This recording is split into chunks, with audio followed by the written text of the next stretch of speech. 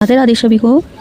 शैक्षिक परिदृश्य में जो 2023 में जो क्वेश्चन आए हैं, लेवल 1 में हो या लेवल 2 में हो या Hindi subject, social science, Hindi, Urdu, Punjabi, science, math, इन सब में आए हुए क्वेश्चन के जो PY के 2023 में आए हुए क्वेश्चन का हम पढ़ेंगे कि कौन कौन से क्वेश्चन आए हैं और कितने। एक भाषा में जो है, जैसे लेवल 1 में 6 से 7 क्वेश्चन पूछे हैं, तो उसी प्रकार से 6 या 7 क्वेश्चन आए हैं और किस प्रकार से क्वेश्चन आए हैं तो उनका एनालिसिस करेंगे।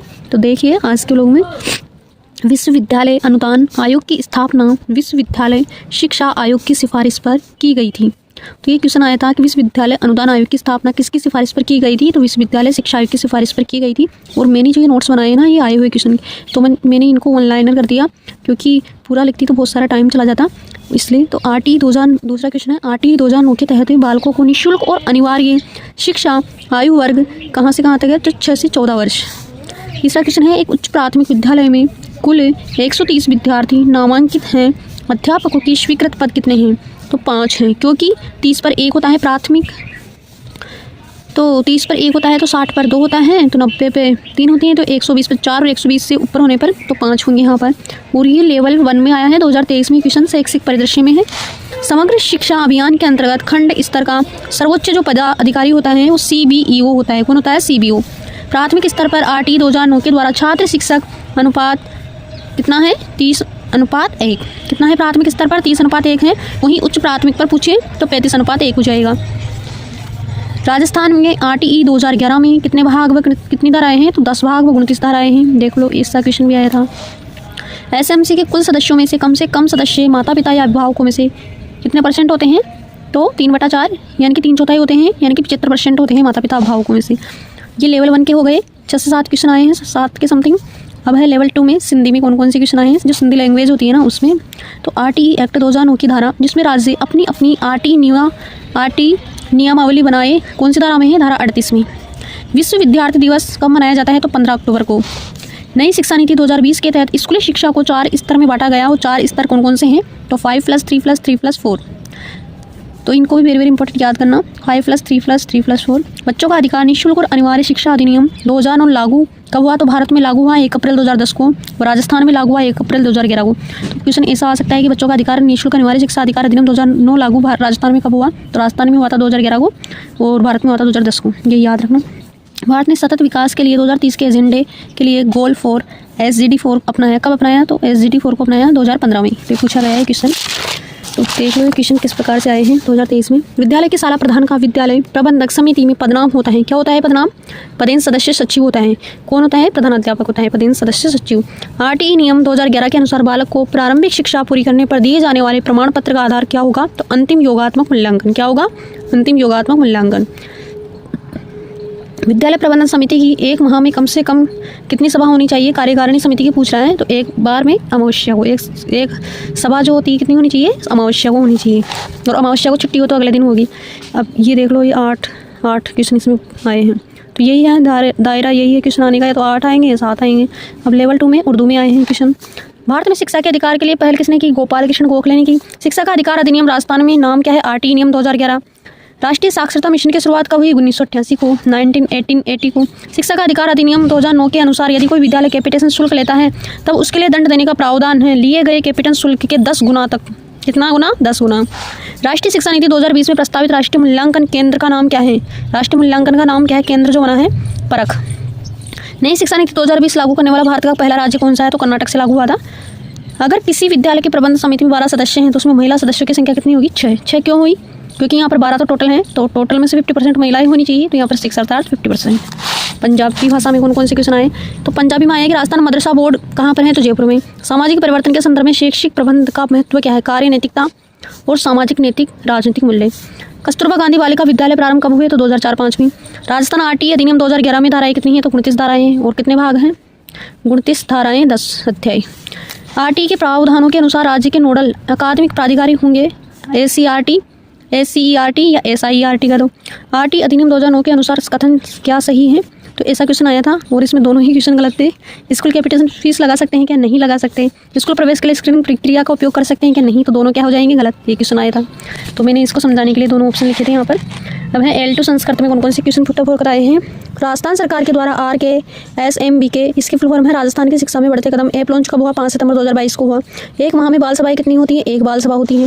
विद्यालय प्रबंध समिति की कम से कम एक सभा हर महीने में होनी चाहिए। कौन सी विद्यालय प्रबंध समिति की भी 2 भाग है, तो साधारण सभा, कार्यकारिणी सभा समिति। जो कार्यकारिणी समिति है उसकी एक सभा हर महीने में होनी चाहिए, यानी कौन से दिन, अमावस्या के दिन होनी चाहिए। RTE नियम और जो साधारण सभा है उसकी 3 महीने में एक बार। RTE नियम राजस्थान में अधिसूचित कब हुआ, तो 2011 में हुआ।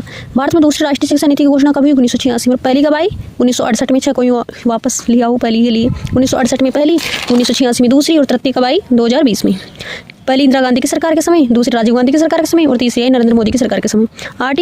राजस्थान RTE नियम 2011 में कितने भाग हैं, 10 भाग हैं। 10 भाग 29 धाराएं। अब देखो इंग्लिश में कौन, तो यहाँ पर कितने क्वेश्चन आए थे, संस्कृत में 6 क्वेश्चन पूछे गए।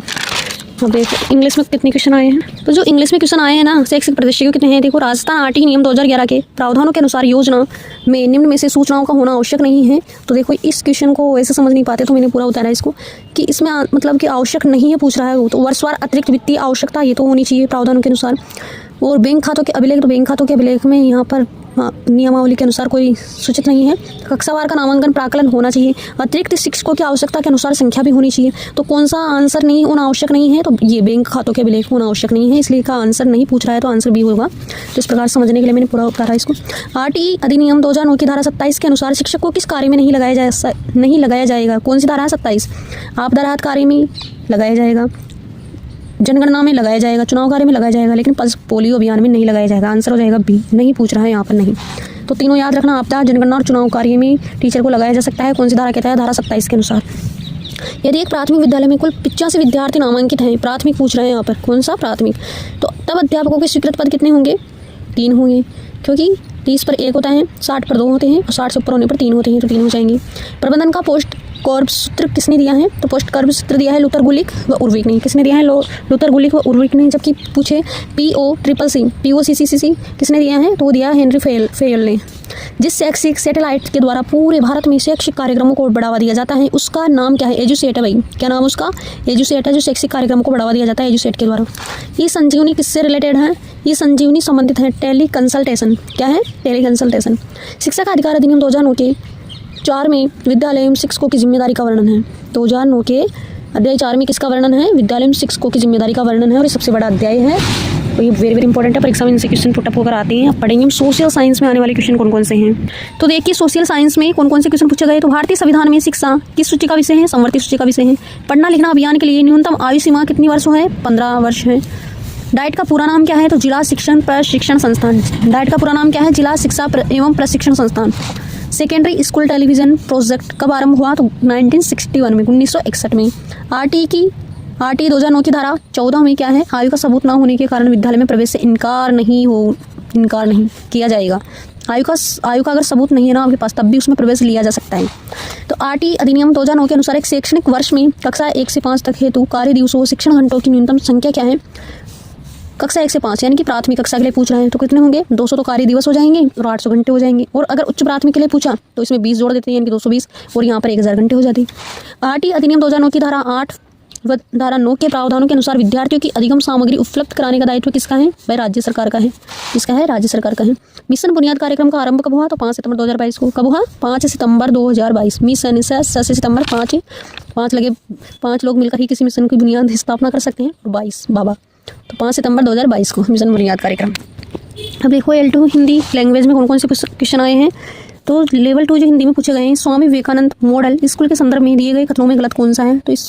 तो इसमें भी क्वेश्चन समझ नहीं आता, इसलिए मैंने ABC 3 मतलब इसके ये भी उतारे हैं मैंने ऑप्शन भी।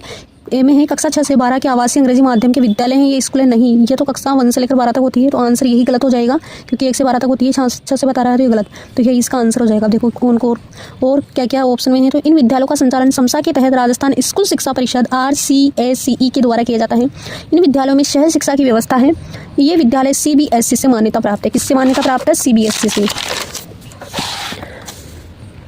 नई शिक्षा नीति 2020 में स्कूल शिक्षा में 10+2 पैटर्न के स्थान पर कौन सा पैटर्न चला है, 5+3+3+4, 5+3+3+4। अगर तीसरा क्वेश्चन है, अगर अनुसूचित यानी जाति यानी कि SC वर्ग के लिए आरक्षित सीटों के लिए समुचित मात्रा में आवेदन प्राप्त ना हो तो उन्हें किस वर्ग से भरा जाएगा, किस कैटेगरी से भरा जाएगा, तो अनुसूचित जनजाति यानी कि ST से भरा जाएगा। केंद्रीय माध्यमिक शिक्षा बोर्ड की स्थापना कब हुई? तो 1952 यानी कि 1952 में। प्रारंभिक शिक्षा से तात्पर्य कक्षा क्या है? 1 से 8 तक की शिक्षा को प्रारंभिक कहते हैं, प्राथमिक को 1 से 5 तक कहते हैं, और अगर 10वीं तक हो तो उसे माध्यमिक कहते हैं, और अगर 12वीं तक हो स्कूल तो उसे उच्च माध्यमिक कहते हैं। 25% आरक्षित सीटों में से 16% सीट अनुसूचित जाति यानी कि SC व अनुसूचित जनजाति यानी ST के अतिरिक्त असुविधाग्रस्त समूह वर्ग के बच्चों के लिए आरक्षित की गई है। जो असुविधाग्रस्त होते हैं ना, जिसमें मतलब जो HIV पीड़ित है या कोई जैसे विधवा के बच्चे हो, जैसे बहुत सारी कैटेगरियाँ हैं, हमने पढ़ा था, उनको बच्चों के लिए आरक्षित है यहाँ पर। कोठारी आयोग के अध्यक्ष थे दौलत सिंह कोठारी उदयपुर के, और ये क्वेश्चन डिलीट हुआ था, वहाँ पर ऑप्शन में नहीं था, पर अभी ये राइट है। कोठारी आयोग के अध्यक्ष कौन थे? दौलत सिंह कोठारी हैं, जो उदयपुर के थे। नई शिक्षा नीति 2020 के अनुसार कक्षा 5 तक के विद्यार्थियों के लिए शिक्षा का माध्यम क्या है? मातृभाषा यानी कि स्थानीय भाषा। अब है लेवल 2 साइंस मैथ में कौन कौन से क्वेश्चन पूछे गए? तो साइंस मैथ में पूछे गए शिक्षा का अधिकार अधिनियम के अनुसार एक विशेष कक्षा के अंदर बच्चों का नामांकन किसके आधार पर प्रस्तावित किया गया है? तो बच्चे की उम्र के आधार पर उनका बच्चों को कक्षा दी जाए। RT 2009 में शिक्षकों की नियुक्ति के लिए योग्यताएं, अर्हताएं यानी कि शर्तें व सेवा शर्तें निर्धारित किसमें है? तो धारा 23 में है। राजस्थान RT नियम 2011 के अनुसार प्रतिपूर्ति वर्ष में 2 बार सीधे विद्यालय को की जाएगी। कितनी बार? वर्ष में 2 बार। वर्ष में 2 बार सीधे विद्यालय को की जाएगी। क्या की जाएगी? प्रतिपूर्ति। 5,000 से अधिक आबादी वाले गांवों को और कस्बों में सरकारी स्कूलों को महात्मा गांधी सरकारी स्कूलों यानी कि अंग्रेजी माध्यम में बदलने का प्रस्ताव रखा गया था। कब? किस वर्ष? 2020-21 में। कब? 2020-21 में। NEP नई शिक्षा पॉलिसी 2020 के अनुसार ECC का पूर्ण रूप क्या है? तो इसका पूर्ण रूप है, इसको कहते हैं हिंदी में प्रारंभिक बाल्यावस्था देखभाल और शिक्षा, और इंग्लिश में बोला जाता है इसकी फुल फॉर्म इंग्लिश में early childhood care and education. राष्ट्रीय प्रौढ़ शिक्षा संस्थान NIAE की स्थापना कब हुई? तो 1991 में, यानी कि 1991 में 1991 में। तो थैंक यू सो मच। ये क्वेश्चन आए हैं शैक्षिक प्रदर्शन में 2023 में, और इनसे ही अंदाज़ा लगाया जा सकता है कि कितने क्वेश्चन आते हैं। तो 6 से 7 या 7 से 8 भी हो सकते हैं, और ये 4 से क्वेश्चन आते हैं। तो इसको अच्छे से कीजिएगा, क्योंकि ये हमारा जो रिटन आंसर जिससे राजस्थान का सामान्य ज्ञान शैक्षिक प्रदर्शन है, ये मजबूत कर लो इन पार्ट को। ये ज़्यादा डिफिकल्ट भी नहीं है, और अच्छे से अगर जीके तो हर कोई पढ़ता है, पर इनको अगर अच्छे से कवर किया जाएगा ना तो बहुत अच्छा स्कोर होगा। तो थैंक यू सो मच। मिलते हैं नेक्स्ट व्लॉग में। Thank you so much.